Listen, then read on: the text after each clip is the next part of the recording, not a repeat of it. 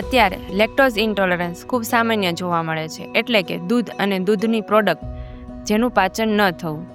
સામાન્ય રીતે આપણા શરીરમાં દૂધનું પાચન નાના આંતરડામાં થાય છે, જે તેમાં રહેલા લેક્ટોઝ નામના દ્રવ્ય ઉપર ડિપેન્ડ હોય છે. હવે જ્યારે લેક્ટોઝ ઓછું હોય અથવા તો સાવ ન હોય એવા કેસમાં દૂધનું પાચન થતું નથી અને ફર્મેન્ટેશન થાય છે, જેના લીધે મિથેન, કાર્બન ડાયોક્સાઇડ અને હાઇડ્રોજન ગેસ બને છે.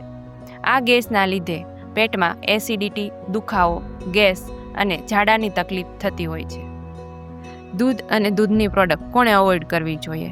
તો જેમને ઇરિટેબલ બોવેલ સિન્ડ્રોમ છે, અલ્સરેટિવ કોલાઇટિસ છે અથવા તો લેક્ટોઝ ઇન્ટોલરન્સ છે, એમણે દૂધ અને દૂધની પ્રોડક્ટ અવોઇડ કરવી જોઈએ. આ ઉપરાંત હોર્મોનલ ઇમ્બેલેન્સના લીધે થતા રોગ જેવા કે થાઇરોઇડ ડિસફંક્શન, PCOD વગેરેમાં પણ દૂધ અવોઇડ કરવું જોઈએ.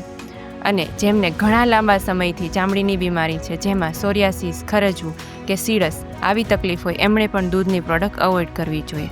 તો હવે જેમને લેક્ટોઝ ઇન્ટોલરન્સ છે અથવા જેમને દૂધ અને દૂધની પ્રોડક્ટ અવોઇડ કરવાનું કીધું છે, એમણે શું લેવું જોઈએ? જેમને આ બધા લક્ષણો છે એ લોકો પ્લાન્ટ બેઝ મિલ્ક લઈ શકે છે, જેમાં coconut milk, almond milk, cashew milk, peanut મિલ્કનો સમાવેશ થાય છે. અને આ મિલ્ક કઈ રીતે બનાવવું એની રેસીપી નીચે આપેલી છે, તો તમે એ જોઈ અને જાતે ઘરે બનાવીને તમારા ડાયટમાં એને લઈ શકો છો.